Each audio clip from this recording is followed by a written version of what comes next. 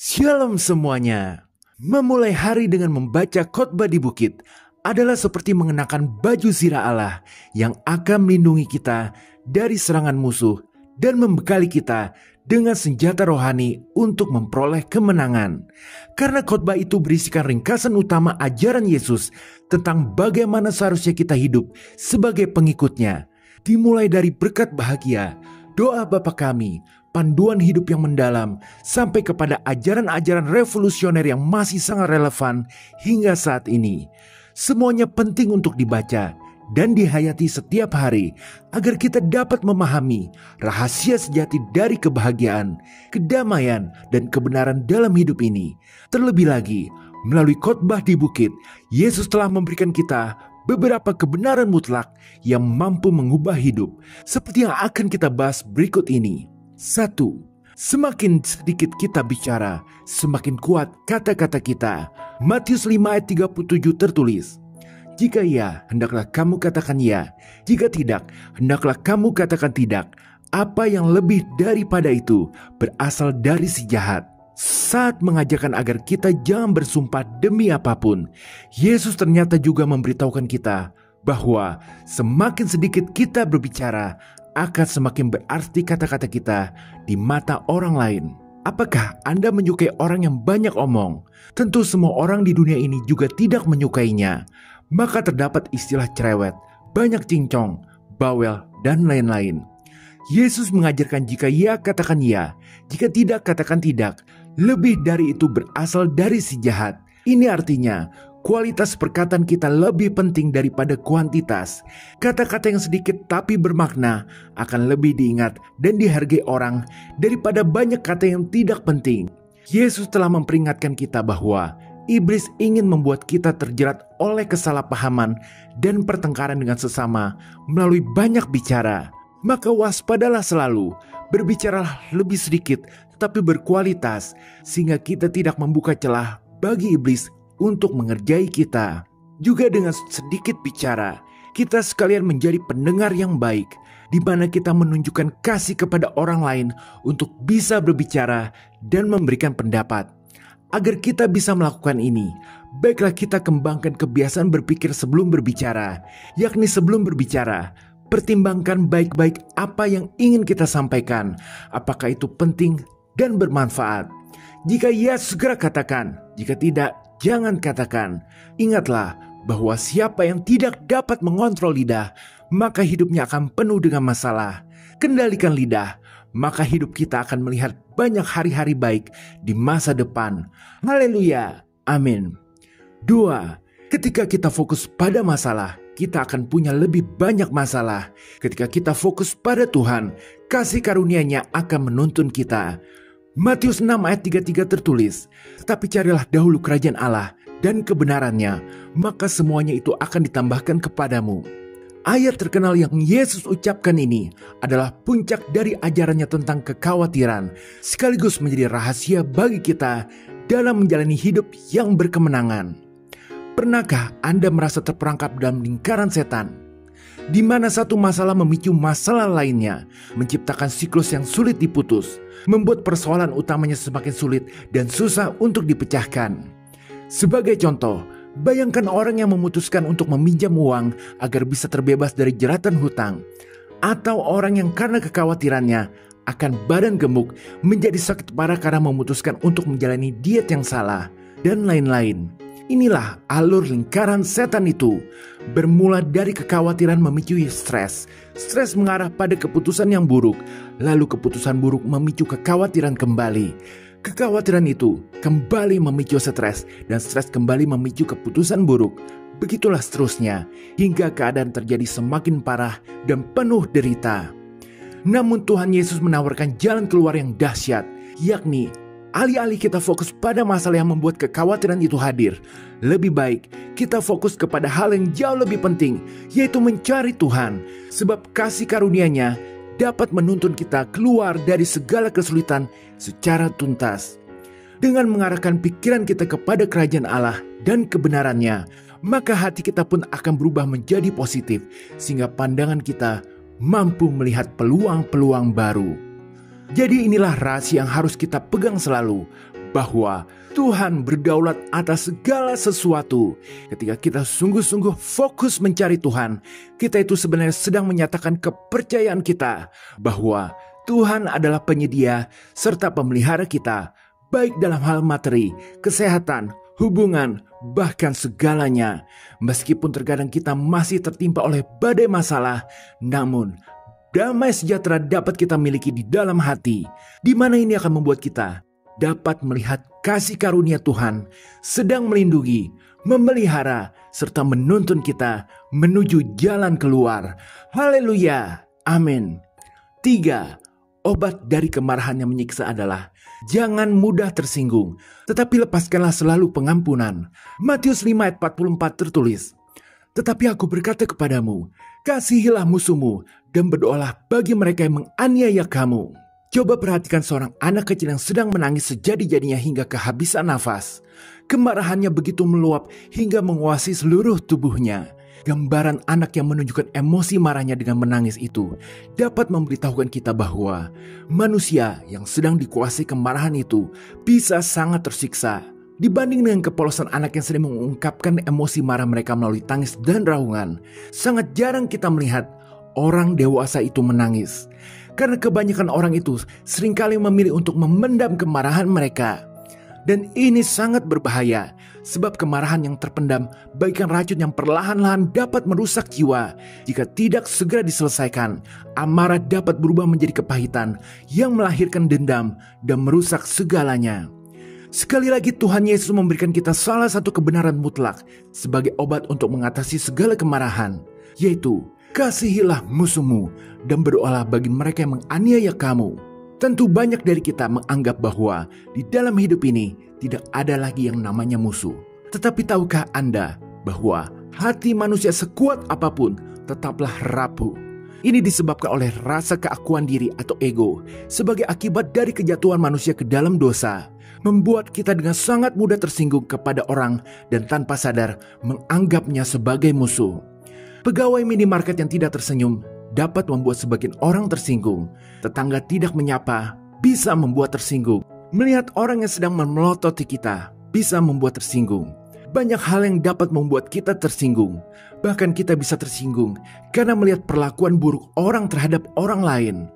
Padahal itu tidak ada sangkut pautnya langsung terhadap hidup kita.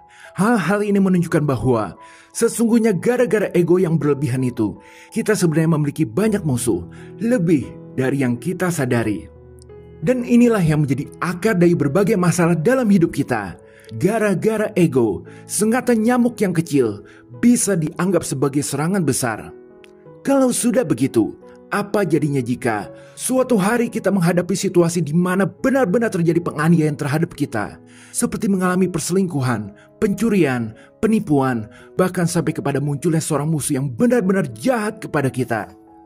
Dipastikan kita tidak dapat bertahan, karena dari perkara kecil saja kita mudah tersinggung. Hati kita nantinya akan timbul akar pahit yang bisa memenjarakan kebahagiaan, dan pada akhirnya akan membuat kita jatuh ke dalam berbagai dosa yang menyengsarakan diri sendiri. Maka dengarkanlah Yesus yang berkata, kita harus selalu mengasihi musuh kita. Ini artinya, kita harus mengembangkan sikap empati, yaitu kemampuan untuk memahami perasaan orang lain, agar kita bisa melihat dari sudut pandang orang. Ini berguna agar kita tidak mudah tersinggung. Buanglah segala pikiran negatif. Ingatlah serangan pertama iblis adalah membangkitkan pikiran negatif dalam diri kita. Memikirkan terlalu dalam tentang apa yang orang lain pikirkan tentang kita bisa mengarah pada perasaan tidak aman dan kecewa. Karena seringkali kita cenderung berpikir bahwa tindakan atau ucapan orang lain itu selalu ditujukan langsung pada kita. Padahal tidak selalu semua tentang kita. Mungkin orang yang lupa tersenyum itu karena sedang memiliki hari yang buruk.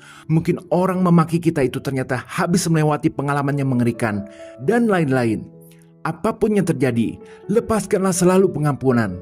Ingatlah Yesus telah memberikan teladan dengan berkata, "Ya Bapa, ampunilah mereka, sebab mereka tidak tahu apa yang mereka perbuat." Semua demi kebaikan diri kita ke depannya, agar kita bisa merasakan selalu kedamaian dalam hati, dan yang terutama, dosa kita juga dapat diampuni oleh Tuhan. Haleluya, amin.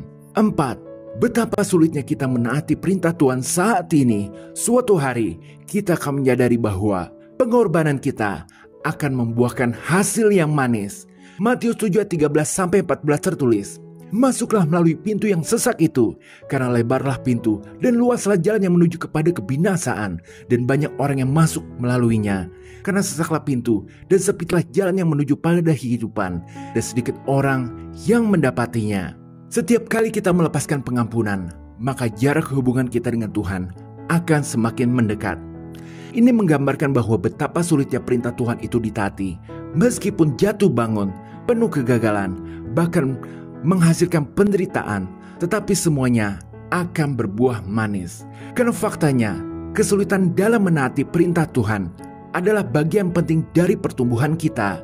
Melalui kesulitan, kita dapat belajar menjadi lebih kuat, lebih tangguh, dan lebih bijaksana.